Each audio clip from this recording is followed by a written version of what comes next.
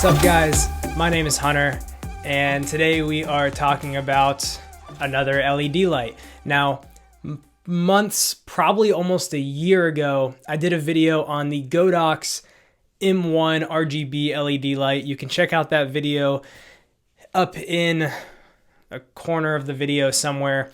And that light, that is this light, this little small square RGB LED light. And this thing is awesome. I love it. I use it for product photography, portraits, a little bit of everything, plus YouTube videos, and it's served me very well. Today we are talking about another product that Godox has put out recently, and that is their TL60 RGB LED light. Now, if you look in the background, we have the M1 over in right there, and the TL60 is right here. Now, right off the bat, you can tell that's a small square LED light. This is a tube light. Now, this light was definitely made to combat the Nanlite Pavo tube series, which is an amazing light. Nanlite makes great products. However, this one is a bit cheaper, and what I really like about it is since I have the Godox M1, it matches up very well in terms of settings and how you use the menus and all of the special effects that you get out of it as well, which is really cool. So now if I use it for short films or in situations where I do need these special effects like lightning or police cars or broken bulb, and I'll show you that stuff in a minute, they'll match up very well. So one thing you do lose with this light versus the Nanlite is weatherproofing. It's not like a waterproof light. I'm not going to bring it out in the rain, or not going to have it in a situation where it's going to get wet. So that's fine. Plus a little bit cheaper. So can't complain about that. Now let's pull this out over here.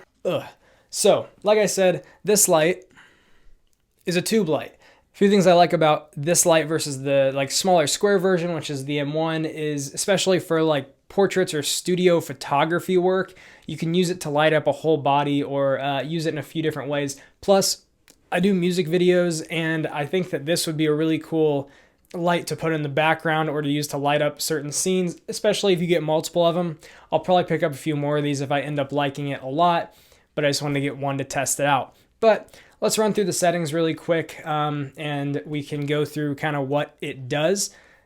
It's going to be very similar to the M1. So if you have seen that video about the Godox M1, this is going to be pretty much the same. However, there are a few differences in how you use the menus and also a couple add-ins that you get with this kit that I will talk about as well. So first and foremost, the first button you get on the side of this is, it looks like a little Wi-Fi symbol, and that's because now Godox has added in an application that you can use to control this light. So if I turn this over, grab my handy dandy cell phone. So first of all, you can see I can turn it off and on. A few cool things you can do with this. So first of all, you can change the color. You can just move it around. You've got like a little RGB wheel. So you can change the colors of it. You can go with RGB or HSI graphs. You can also use this thing in gel mode, which basically, if you know what Roscoe or Lee gels are, which a lot of people use on flashes for photography, or in on movie sets, they put the gel over the video light versus using things like this, or at least that's how it has been for a while. So it actually has a full setting where you can choose between different Roscoe gel and Lee gel values. So like this is called Virgin Blue, and it is E723 is the number of that gel. So if you need to match up colors of gels, it's really cool that they have those built into the light to use as well. Then you also have, like the M1, a bunch of special effects. Seizure warning, because there's going to be some flashing going on here. But you have things like RGB cycle, so it'll cycle right through. Lightning, so this simulates lightning, and you can adjust how fast it goes and how aggressive it is. You have broken bulb, so this one can act like a broken bulb, put it up above somebody, use it for a short film, that kind of thing. Then you have things like police car, where this one's actually kind of cool because it actually goes back and forth like it would on a police car, which the M1 does this as well, but it doesn't look as real. You could probably put this on top of a car and actually make it look like a police car for a film. And you have about 15 of those. You can also get one that goes to music or sound. So if you see it, it's flashing to my voice, which is pretty cool.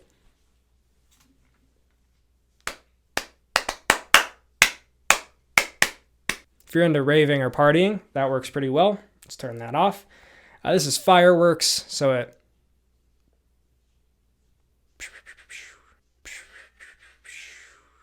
you get the point. So you got a bunch of pre-built-in effects, and I believe I ran through all of those in the Godox M1 video. So if you want to actually know all the effects that this thing can do, definitely check that video out. Now, another cool feature that this app lets you do that you can't do with the M1 because it won't connect Bluetooth to the Godox app is color picker. So what I can do is take this, and I'm going to actually take a picture. Let's record my screen here. So I'm going to take a picture of my filter case, and this has a little orange tint on it. So I'm going to take a picture of this.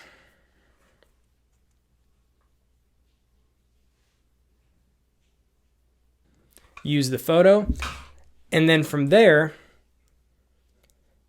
I can pick a color. So if you look, I'm picking the orange on the case. I can pick the brown, can pick the carpet that's like a brown color.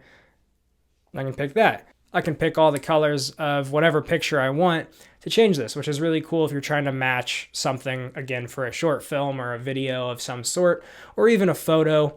This is a really cool feature. Then last and definitely not least, you can go in and choose just a warm or a cool white light. So I can take this, run it warmer or run it cooler, and that's kind of the cherry on top. Plus with the app now you can pick not just hue but also the tint of it. So like a purple versus a green tint inside of your white balance of the white light. You have the application that you can control it with, which is awesome, and that helps a lot when it comes to if you have the light hung up somewhere or you have it just in a high place on a stand. So that's pretty cool. So on the back of it, like I said, you have that Wi-Fi to pick the app. Next button is your gels, so you can go through the different gel colors and the values. Then you also have your mode button, which just goes through bicolor light, color, and then your effects. You have dim, which is also obviously dimming your light. You have a function button, which just switches what your plus and minus actually do. Then you have your plus and minus, which is how you adjust your settings. So the controls on this are pretty intuitive. They're pretty easy to understand, but that's not everything that you get on the light itself. So I'm going to put this back to color. Now on the tube, you have all the buttons on the back. On the far side over here, you have your on-off switch. Pretty great. So from there, you have your power plug on the top right there. Siri, I'm not talking to you. And then one cool feature they added into this light that you don't get with those smaller panels is on the end of it, you have RJ45 connectors. And for those who don't know what that is, basically an Ethernet cable. And you can use that to run DMX. DMX is basically the way that you can link multiple of these together. So if I were to take 4 of these lights and connect them with these RJ45 cables, and it comes with 1 per light you get. If you get a 2-pack, you get 2 of them. And you can connect them and then run them in sync with each other or set them up in a certain way and program them and use those RJ45 cables so that they all run in sync, which is really cool for bigger production situations, or if you have a bigger shoot where you need a setup like that. It's a very helpful situation. When I used to build stages, I still kind of do, but when I would do a lot more stagehand work, building stages or presentations, concerts, that kind of stuff, when you have a bunch of lights on the front of the stage or in the back of the stage, they're all the same light and they're programmed a certain way. You have to run them DMX and connect them in and out so that they're all strung together. And then there's a program that runs that says the first light does this, the second light does this, the third light does this. So no matter what order you put them in, as long as they are connected in a specific order and set up that way, they'll run exactly how the program wants them to. So it's cool that you can do that with these lights. I haven't been able to test it out, but once I get a few more of them, I definitely will. One more cool thing that it comes with, or I guess two, it comes with, first of all, this clip just to put it on a light stand.